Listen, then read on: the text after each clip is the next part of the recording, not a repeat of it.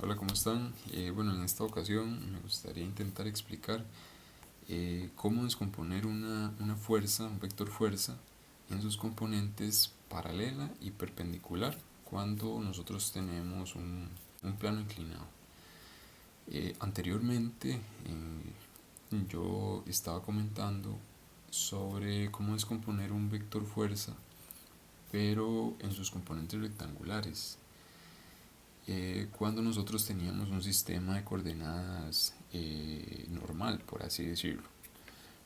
En este caso nosotros tenemos un plano inclinado, entonces aquí el procedimiento pues cambia un poco, más bien el procedimiento no, sino la forma de analizar el problema varía un poco. Y en este caso pues lo podríamos llamar sus componentes paralelas y perpendiculares. Bien, aquí básicamente nosotros para iniciar mostrando acá este ángulo. Vamos a mostrar ese ángulo ahí. Y yo sé que ese ángulo es igual a este otro. ¿Ok? Ahora, ¿qué es lo que pasa acá?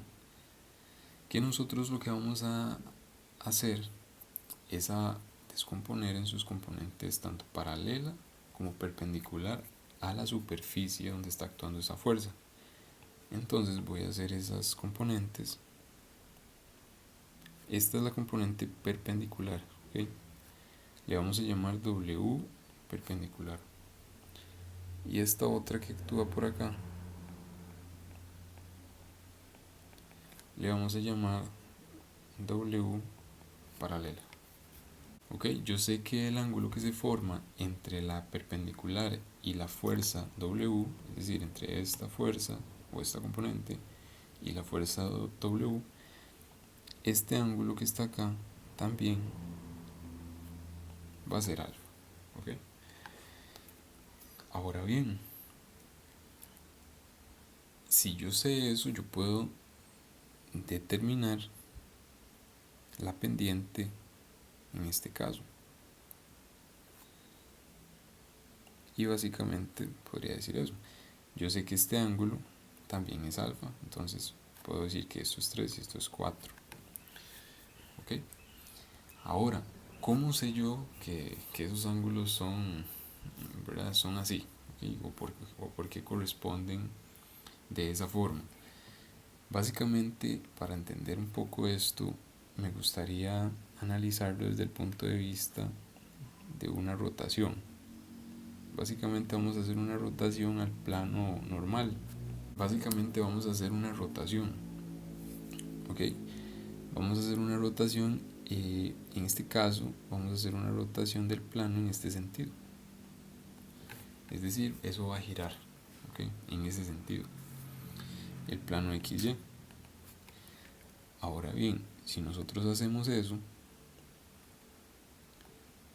vamos a rotarlo. Lo voy a colocar en, este sería mi, vamos a colocar esto como, vamos a decir que eso es Y' y esto es X'. Ahora bien, nosotros podríamos rotar eso. Entonces, yo voy a decir que voy a rotar este plano un ángulo alfa. ¿Okay? Entonces, este eje que está acá ahora pasó acá, para que se entienda. Ahora bien, el eje Y' también va a rotar, va a tener que rotar. Va a tener que rotar justamente el mismo ángulo alfa. ¿Okay? Entonces, este que estaba aquí, ya ahora pasó acá. Estamos. Y al final va a pasar lo mismo con esta otra parte, ¿verdad? Este eje que está acá pasó acá. ¿Ok? ¿Cuánto? Bueno, alfa. Y este otro también va a girar lo mismo. ¿Ok? aquí va a girar alfa también. Ok, ahora vamos a ver cómo se relaciona esto que acabo de analizar, ese giro, con respecto a esto. Entonces vamos a colocar W estaría ubicada ahí, la perpendicular, que estaría en verde, estaría por acá, que esa sería W perpendicular, y claramente la paralela estaría por acá. Esta sería W paralela. Ahora bien, los ángulos. Los ángulos, básicamente, este ángulo que está por acá es este mismo. ¿Ok? Es ese mismo. Luego, este otro ángulo que está por acá, este ángulo que estoy resaltando en verde, va a ser justamente este. Eso es lo que quería, pues, explicar o mencionarles con respecto a la ubicación de esos ángulos. ¿Ok? Ya entendido eso, básicamente nosotros podemos continuar con la resolución del problema, o más bien del análisis de este problema o de esta situación. Bien, ahora nosotros necesitamos determinar este W perpendicular y este W paralelo. Ahora, ya que tenemos todo esto armado, ¿verdad? Ya sabemos la ubicación de los ángulos, ya sabemos las pendientes y demás, nosotros podemos hacerlo tanto por trigonometría como por semejanza de triángulos. Entonces, bien, ¿cómo hacemos eso? Entonces, W perpendicular básicamente va a ser por trigonometría, sería por el coseno de ese ángulo, ¿ok? Ahora, por semejanza de triángulos, tenemos W, la magnitud de W por el coseno de ese ángulo, que el coseno de ese ángulo también se puede expresar como 4/5, ¿ok? ¿Ok? Y ya tenemos, pues, nuestra componente perpendicular. El mismo análisis se aplica para la componente paralela. Entonces tendríamos la magnitud de W por el seno, porque ya ahí sería opuesto, de ese ángulo, y tendríamos W por semejanza de triángulos, en este caso serían 3/5.